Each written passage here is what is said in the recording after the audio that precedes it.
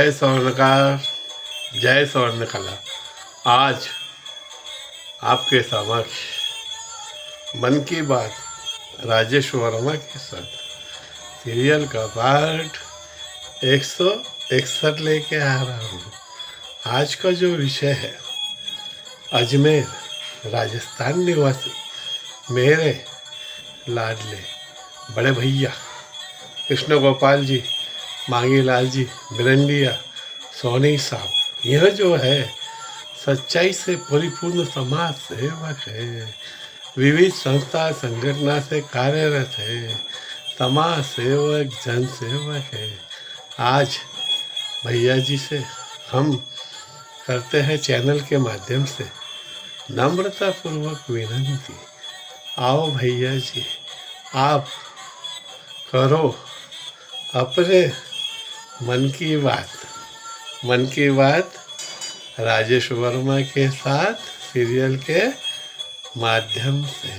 आओ हम सभी मिलकर सुनते हैं बड़े भैया के मन की बात। जय स्वर्णकार, जय स्वर्णकार।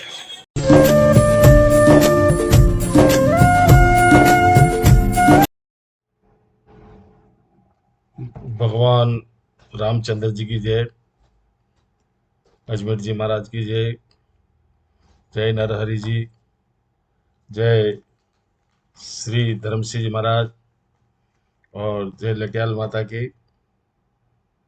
जय स्वर्णकार। आज बहुत खुशी का दिन है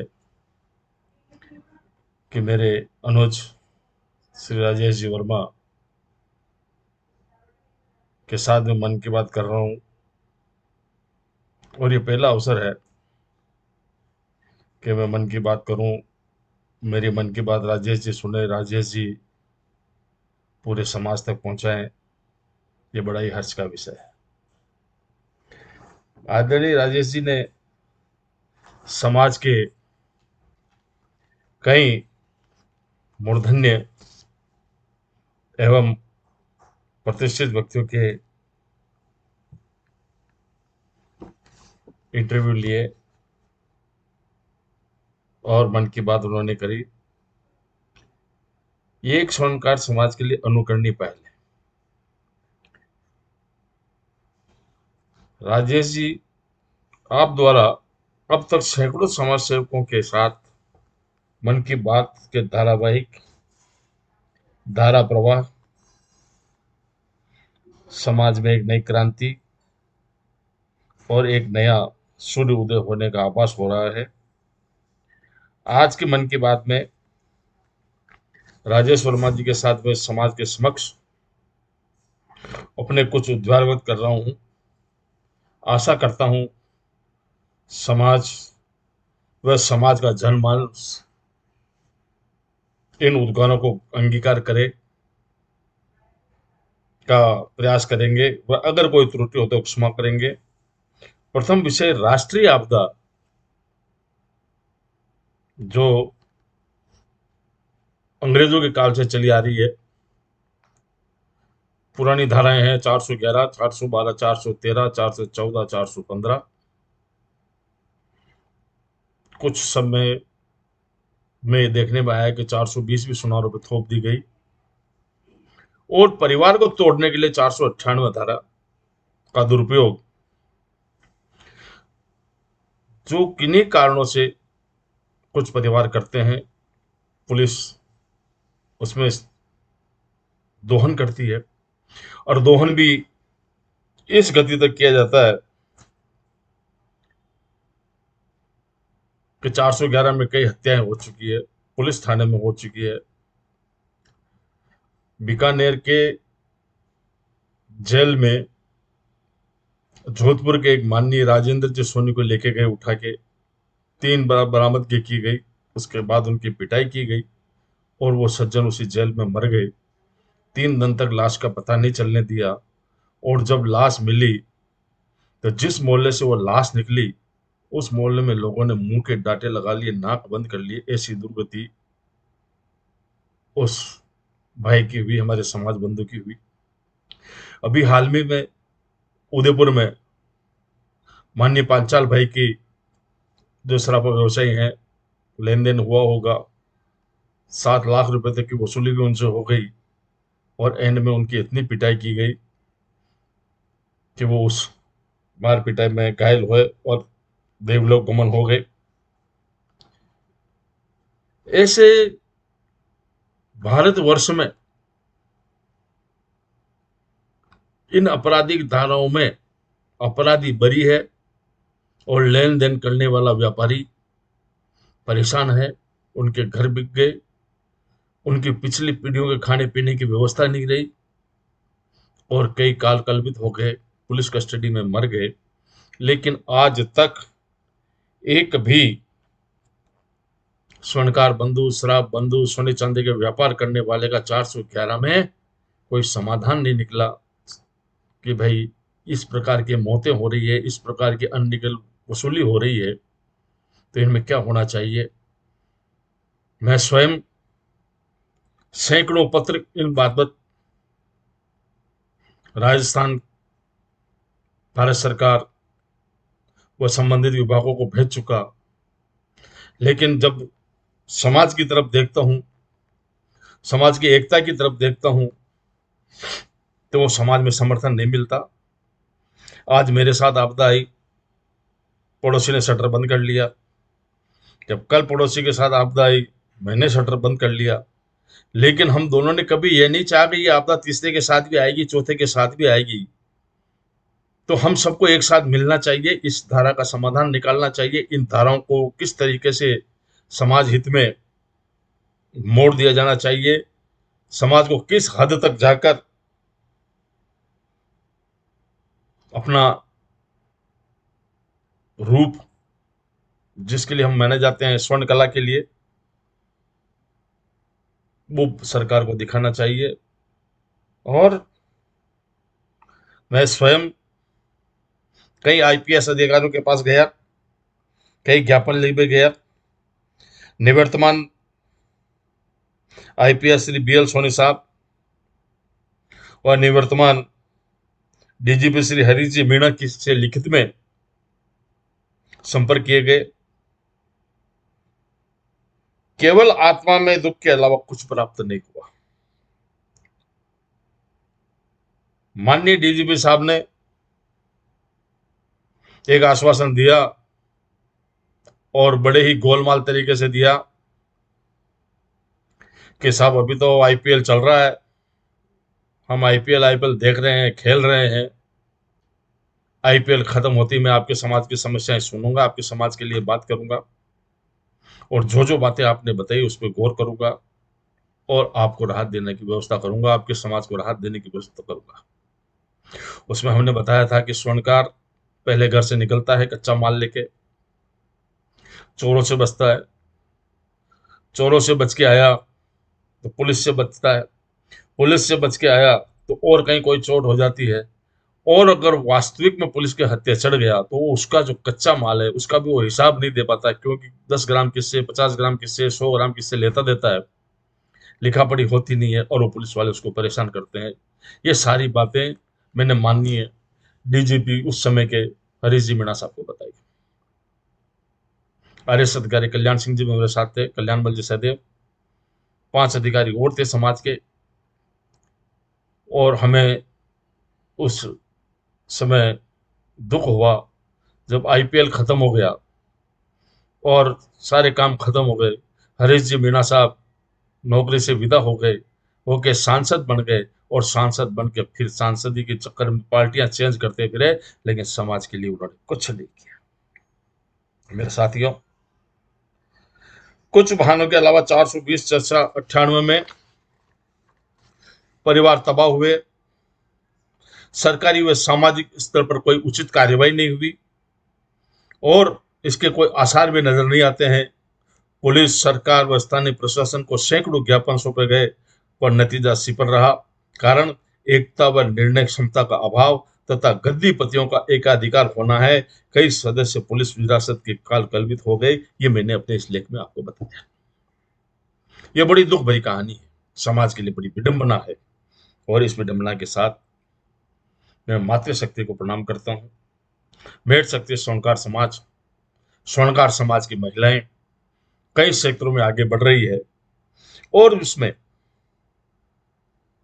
जिस घर में मातृशक्ति का अपमान होता हो, उस घर में लक्ष्मी का वास कभी नहीं हो सकता, माँ सरस्वती का वास कभी नहीं हो सकता, माँ जगदम्बा कभी उन पर कृपा नहीं कर सकती कि जिसमें वो अपनी मातृशक्ति के साथ, अपने माँ बहन बेटियों के साथ, अपने बहुओं के साथ अत्याचार की बातें रखते हो, द्वेष द्वेष की भावना रखते हो।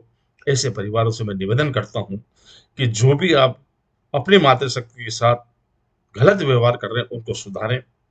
मातृशक्ति में कई गलती है, उनका मार्गदर्शन करें। और उस मार्गदर्शन के लिए क्या चाहिए?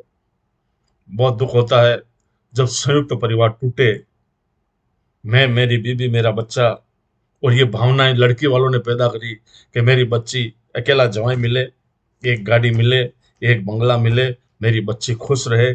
इस एक गाड़ी, एक बंगला, एक चक्कर, एक परिवार, एक में व्यवस्था को बनाने के लिए जिन्होंने ये चालें चली, जिन्होंने ये रास्ता बनाया, उस समय से आप देख लीजिए, जिस समय संयुक्त परिवार टूटना शुरू हुए, दादा अलग रहे, पिता अलग रहे, भाई अलग रहे, चाचा अलग रहे, न वो उसके लिए, न वो उसके लिए, न वो उसके लिए, कोई किसी के लिए नहीं रहा। और जब हॉस्पिटल में बाधाएं आती है, डिलीवरी का समय होता है, कोई अन्य आपदाएं आती है, उस समय परिवार की जरूरत पड़ती है। और जब परिवार की जरूरत पड़ती है, उस समय परिवार संयुक्त नहीं हो पाता, इकट्ठा नहीं हो पाता, हर आदमी अपनी परिस्थितियों में बंधा हुआ रहता है। अगर ये संयुक्त परिवार की प्रथा आज तक शुरू होती, आज तक चालू रहती, तो एक एक परिवार में 40-40, 50-50 सदस्य होते, किसी को देखने की जरूरत नहीं पड़ती, किसी को 411 सहन नहीं करनी पड़ती, किसी को 420 सहन नहीं करनी पड़ती, किसी को 498 सहन नहीं करनी पड़ती। संयुक्त परिवार में बुजुर्ग होते हैं, बुजुर्ग हर बात को संभालने की व्यवस्था रखते हैं। 8-8, 10-10 महिलाएं होती है संयुक्त परिवार में, कोई भोजन बना रही है, कोई बर्तन बासन कर रही है, कोई और व्यवस्थाएं कर रही है, कोई बच्चों को संभाल रही है। किसी के ऊपर ये दबाव नहीं होता है कि बच्चों को कौन संभालेगा, भोजन कौन बनाएगा, साफ सफाई कौन करेगा, पोछे बर्तन कौन करेगा। लेकिन जब संयुक्त परिवार टूटे, तो बच्चों की तरफ ध्यान देना बंद हो गया। अकेली औरत घर का काम कर रही है, अकेली औरत पोछा बर्तन कर रही है, अकेली औरत खाना भोजन बना रही है, और फिर वो डिप्रेशन में जा रही है। और उस डिप्रेशन का परिणाम यह है कि कई रिश्ते बेमेल हो जाते हैं, टूट जाते हैं। और जब रिश्ते टूट जाते हैं, उस समय परिवार याद आता है कि ये क्या हुआ, ये क्यों हुआ। ऐसे समय में सरकार ने एक नारा दिया है,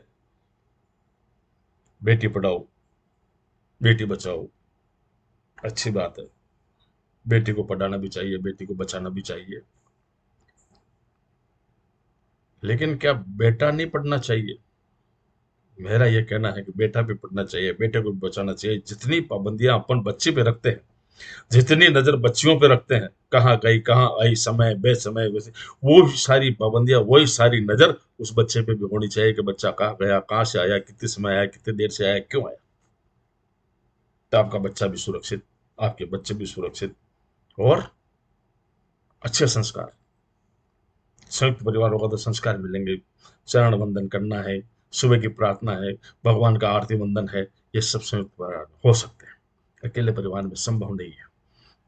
इसलिए मेरा अनुरोध है समाज से कि आज से ही हम संयुक्त परिवार की तरफ बढ़े, अपने बच्चों को अच्छे संस्कार दें, अपने बच्चों के लिए, अपनी बेटियों के लिए अच्छा परिवार खोजें।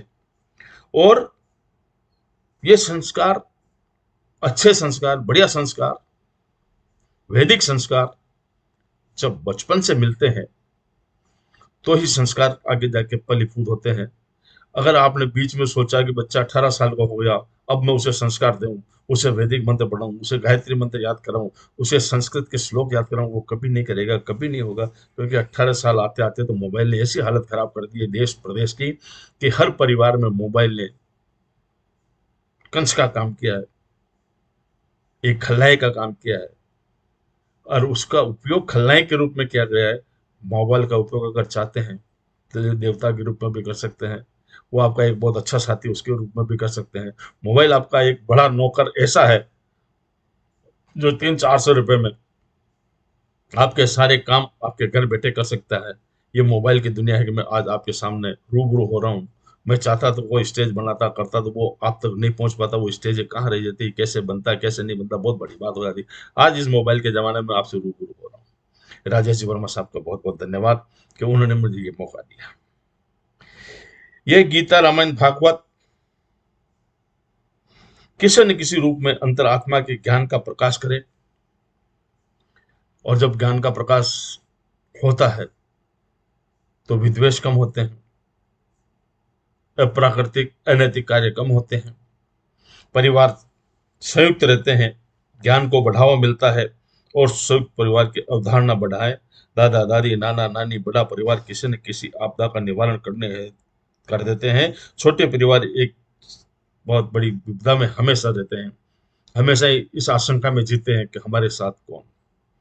बच्चा आज कहीं सर्विस कर रहा है, अकेला है, बीवी है, बच्चा एक आध है, लाना ले जाना करना सारी दुविधाएं होती है। इसलिए मेरा निवेदन है राजेश वर्मा जी से भी कि अपने हर प्रसारण में कम से कम संयुक्त परिवार का संदेश जरूर दें, ताकि जो परिवार बिखर गए, बिछुड़ गए, वो सब एक होकर रहें, एक जगह रहें, एक चूल्हे पर रोटी खाएं। और एक चूल्हे की रोटी जो स्वाद देती है, जो शक्ति देती है, जो वातावरण शुद्ध करती है, वो अकेले अकेले चूल्हे पर रोटी खाने से नहीं हो सकती। वैवाहिक परिस्थितियां बहुत बड़ा विडंबना है कि वैवाहिक परिस्थितियां इतनी गंभीर हो गई है, इतनी परिवर्तित हो गई है कि समय पे विवाह नहीं होते। मेरा अनुमान 18 वर्ष से 25 वर्ष के बीच में किसी भी हालत में बच्चे और बच्चियों का अगर विवाह हो जाए तो वो अगले 5-7 साल अपने वैवाहिक जीवन को बहुत खुशी से जी सकते हैं। उनके बच्चे, उनके प्रजनन समय पे हो सकते हैं, कोई शारीरिक परेशानी नहीं आती है।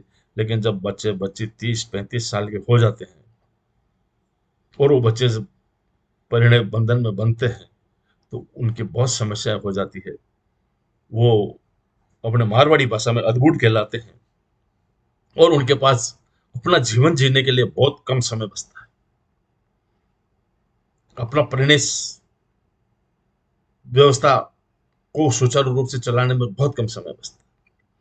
उनके बच्चों की परवरिश करके उनको लायक करने में बहुत कम समय बचता है। औसतन आयु 60 साल है, 35 साल में शादी हो रही है, 2-4 साल में बच्चे बच्ची होंगे, 40 साल की उम्र हो गई।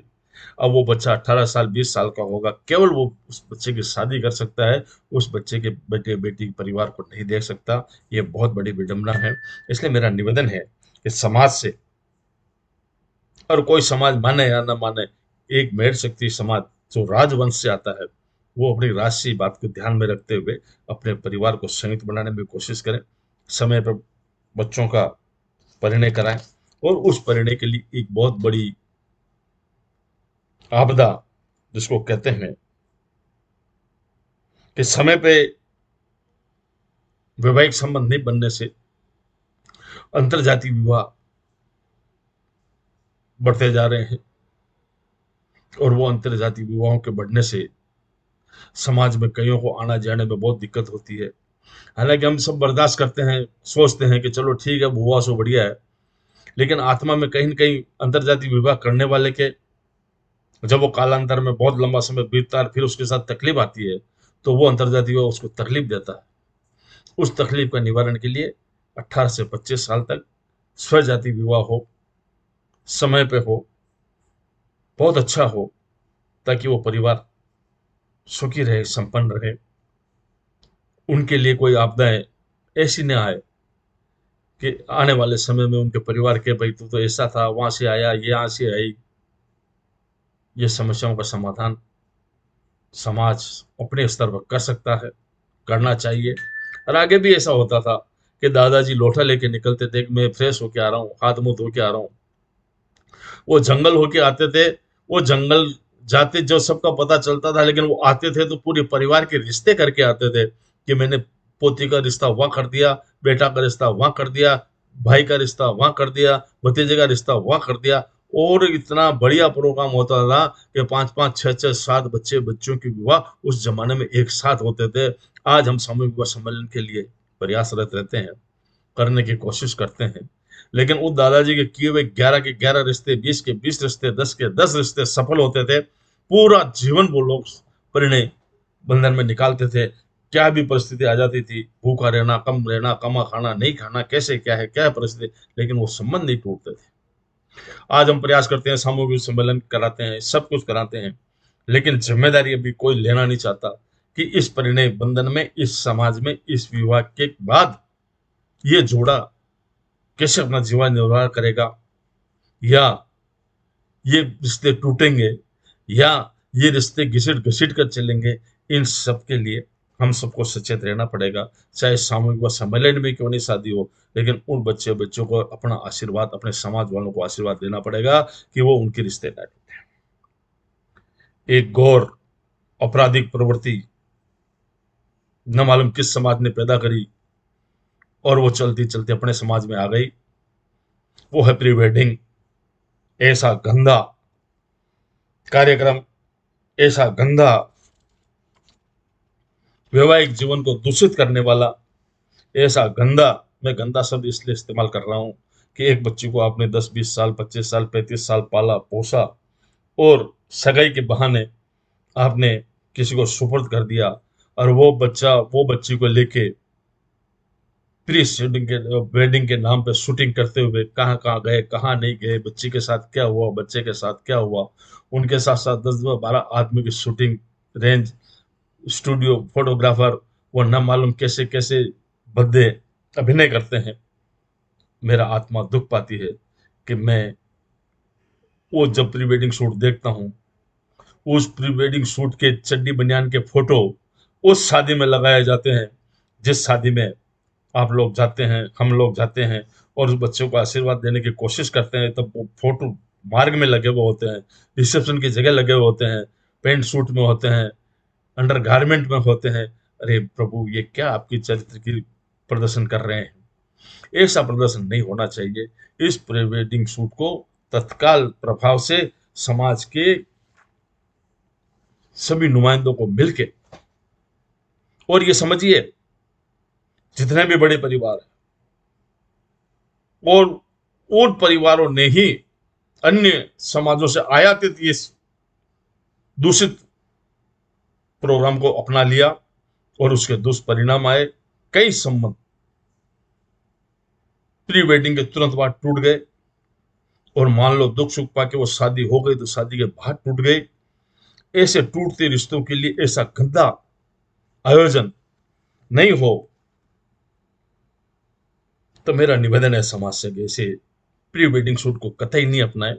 इससे अच्छा तो है आप किसी गरीब आदमी को घर लाएं, उसके पास खाने को नहीं है तो उसकी व्यवस्था करें, उसको दुकान लगवाएं, उसको कमा खाने की व्यवस्था करें, और अपनी बेटी के लिए जितना उत्तम से उत्तम कार्य कर सके करें, लेकिन ये प्री वेडिंग शूट कभी ना करें। मैं चेताना चाहता हूँ समाज को कि अगर ये दूषित वातावरण फैलता रहा, बनता रहा, तो मेड़ शक्ति स्वर्णकार समाज मेड़ सक्रिय नहीं रहेगा। इसमें कई गंदगियां आ जाएगी, और जो अपन राजपूताना समझते हैं, अपने आप को अपन राज के समझते हैं, अपने अपने हर गोत्र के अलग राज हुआ करते थे, हम राजसी हैं, मेड़ शक्ति हैं, और मेड़ शक्ति का मतलब होता है राजपूत, और राजपूत का मतलब है वचन का पक्का।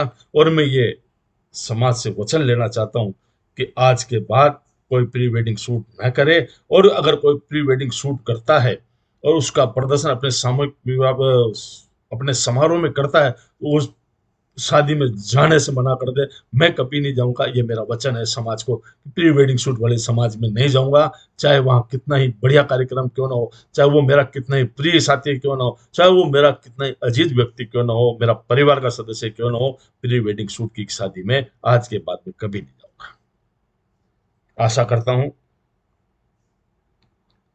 कि समाज अपनी पुरानी पृष्ठभूमि में लौटे, सरकार के नियमों के अनुसार 18 से 21 वर्ष में शादी कर दे, और जो 4 वर्ष आप, मैं 25 साल तक की कह रहा हूं, उन 4 वर्षों में अच्छा रिश्ता देखे, अच्छी बातें करे, और समाज में समरसता और प्रगाढ़ता की व्यवस्था बैठे। ऐसा मैं अनुमान लगाता हूं। समाज से यही कहना चाहता हूं कि प्री वेडिंग शूट ना करें। हम सब बहुत प्रयास रहते हैं कि हमारे समाज में कई आईपीएस है, उनके साथ पुलिस वाले भी कई हैं, आईएएस अधिकारी हैं, आरएएस अधिकारी है, शिक्षक है, प्रोफेसर है, इंजीनियर है, डॉक्टर है, वकील है, वह अन्य कई तरह की विभूतियां हमारे समाज में है। जो चाहे तो मिलजुल कर अपने अपने क्षेत्र में आने वाली बाधाओं का निराकरण कर सकते हैं। चिकित्सा क्षेत्र में हो सकता है, पुलिस के क्षेत्र में हो सकता है, वकालत के क्षेत्र में हो सकता है। ये जो मैंने आपको बोला है, इसमें बहुमूल्य योगदान दे सकते हैं। ऐसी विभूतियों को आगे आना चाहिए, और अगर समाज विकास की गति बढ़ानी चाहिए, ये सब अगर मिल जाए अपने अपने क्षेत्र में अपनी अपनी तरह से, तो ये 411 का मुद्दा भी नहीं रहेगा। क्योंकि डीजीपी तक भी अपने समाज के बंधु पहुंचे हुए हैं। बार बार किसी व्यक्ति का नाम नहीं लेना चाहता, और एक व्यक्ति का तो मैं बिल्कुल नाम इसलिए नहीं लेना चाहता कि जब हम उनके पास गए और हमने कहा कि हमारे समाज में ये विकृति है, तो उन्होंने एक जवाब दिया कि अगर 498 का कोई मुकदमा हुआ तो मैं, पहले बात तो मेरे पास आना ही मत, और आ गए तो मैं लड़की वाले की तरफ बोलूंगा, चाहे वो लड़की गलत हो चाहे लड़के का परिवार गलत हो। अब आप ऐसे में सोचिए कि ऐसा अगर काम है और ऐसी उनकी भावनाएं हैं, तो कैसे समाज आगे बढ़ सकता है। इसलिए मेरा निवेदन है उन सब विभूतियों से जिनका मैंने नाम लिया है, वो सब अपने अपने क्षेत्र में अपने अपने लोबी के आदमियों को इकट्ठा करे और समाज हित के कार्य करे। सबसे बड़ा दोष समाज का कि समाज ने कभी किसी को नेता नहीं बनने दिया, समाज ने किसी को नेता बनने नहीं दिया, उसको पनपने नहीं दिया, उसको आगे बढ़ने नहीं दिया, और अगर किसी ने बढ़ने की कोशिश की तो उस पर विभिन्न तरह के लांछन लगा दिए और वो व्यक्ति अपने घर बैठ गया। ऐसे में क्या होता है कि आपका राजनीतिक जो गठजोड़ है समाज और राजनीति को आगे बढ़ाने का, वो राजनीतिक पहलू आपका कमजोर है, और इतना कमजोर है कि वर्तमान सरकारों में स्वर्णकार समाज का 90% योगदान है वोट देने का, और 1% भी योगदान नहीं है उन पार्टियों का, उन सरकारों का, कि वो स्वर्णकार समाज को आगे लाने में कोई काम करे। पिछले 2007 से राजस्थान प्रदेश से लगाकर भारत सरकार तक, महामहिम राष्ट्रपति जी तक, स्वर्णकार विकास के लिए, स्वर्ण कला बोर्ड बनाने के लिए मैं और मेरे संगठन, मेरे साथी बहुत प्रयास किए, कई ज्ञापन दिए गए, लेकिन जब मालूम पड़ता है कि हम संगठन के नाम पे जीरो हैं, उस समय न तो राष्ट्रपति जी, न प्रधानमंत्री जी, न मुख्यमंत्री जी, नहीं कोई व्यक्ति ऐसा जो हमारे सिर पर हाथ रखे और ये बताए कि हाँ हम आपके साथ हैं, हम आपके लिए काम करेंगे, हम आपके लिए व्यवस्था करेंगे, और सरकार समाज की बिगड़ती स्थिति को सुधारने में किसी बोर्ड का गठन कर उसको सुधारेंगे।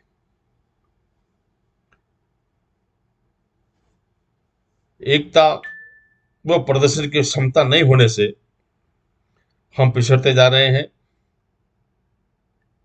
एक भावी दमदार प्रदर्शन प्रदेश मुख्यालय व राष्ट्र मुख्यालय दिल्ली पर हो, वह जान माल की परवाह न करते हुए आक्रामक प्रदर्शन करना होगा। कुछ बातें बनने के आसार बनते हैं जब आप उग्र हो जाते हैं, और उग्रता में चाहे अपना भी नुकसान हो जाए चाहे सरकार को नुकसान होते हैं। कई आंदोलन हमने देखे, गुजर आंदोलन देखे, भील आंदोलन देखे, और मैं तो सबसे बड़ी बात बताता हूं, अभी ताजा भील समाज का उदाहरण है कि उनके एक सांसद, एकमात्र सांसद राजकुमार रोत, उन्होंने जयपुर में आंदोलन किया, आरक्षण का विरोध किया, और सरकार के सामने मांग रखी कि हमें एक अलग से भील प्रदेश बना के दिया जाए। अब आप सोचिए, एक सांसद, मुश्किल से 2 एमएलए,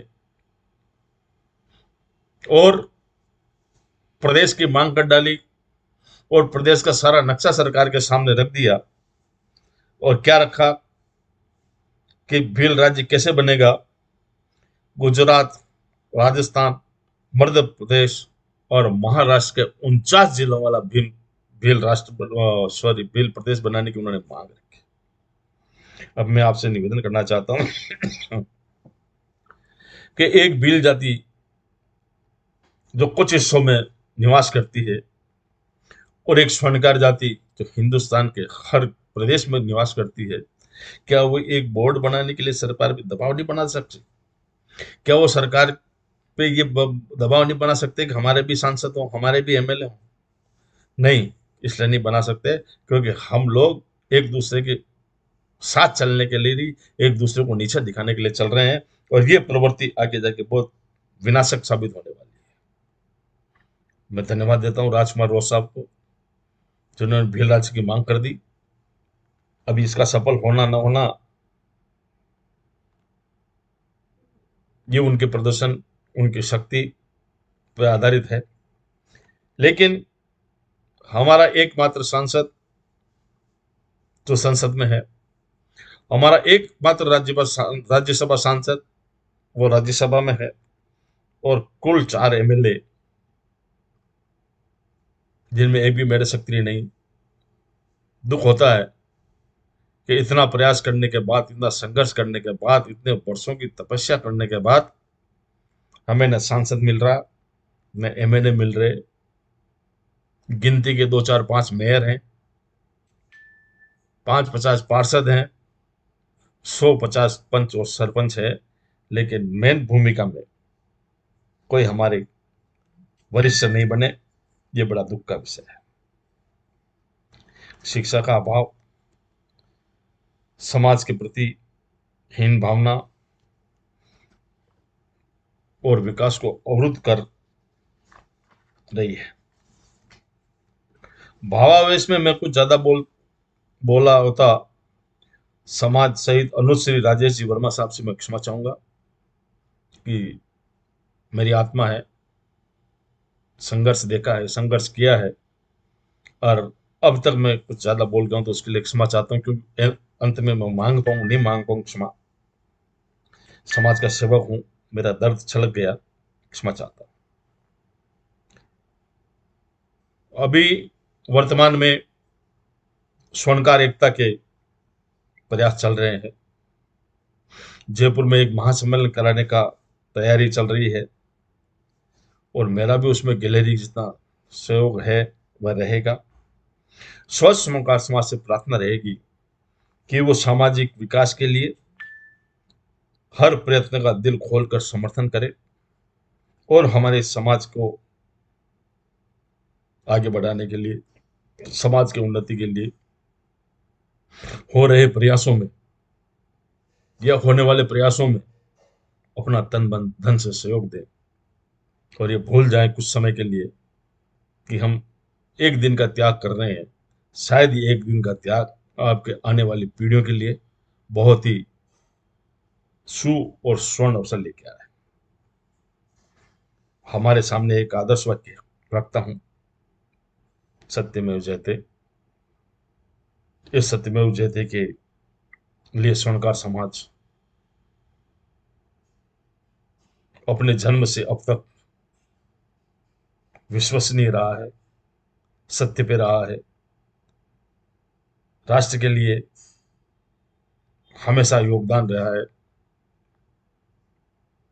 राजस्थान के प्रतापगढ़, वर्तमान प्रतापगढ़ जिले के श्री सोनाराम जी सोनी, वो स्वतंत्रता सेनानी हुए जिनके साथ 1100 मेढ़ शक्ति स्वर्णकार समाज के बंधुओं ने मेवाड़ की आजादी के लिए महाराणा प्रताप के साथ जंग लड़ी, और वो 1100 स्वर्णकार शहीद हुए।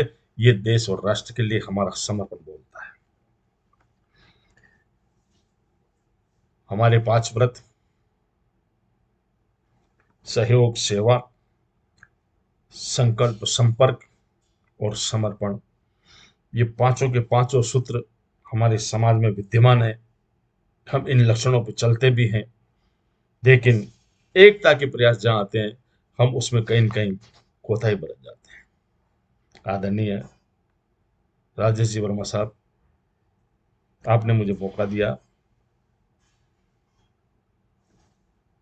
ये आपके आशीर्वाद का फल है और आप लगातार मुझे निद्रा से जगाते रहे कि आपको कुछ करना है, कुछ करना है, कुछ करना है। और आज भी मैं आपके उस बात को ध्यान में रख के, राजेश जी भाई साहब, मेरे अनुज, मैं ये मन की बात आपके सामने कर रहा हूँ, मेरे समाज के सामने कर रहा हूँ। कृपया समाज में अपनी उपयोगिता, अपना वर्चस्व, अपना सम्मान व अपनी क्षमता निर्धारित करें।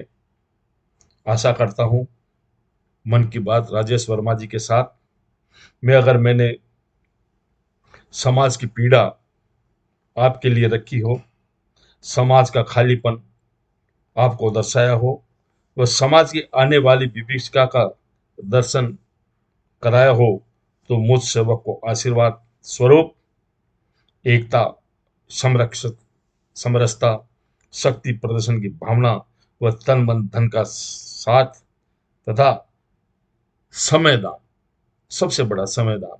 तन भी आ जाएगा, मन भी आ जाएगा, धन भी आ जाएगा, लेकिन समय बहुत मुश्किल से आता है।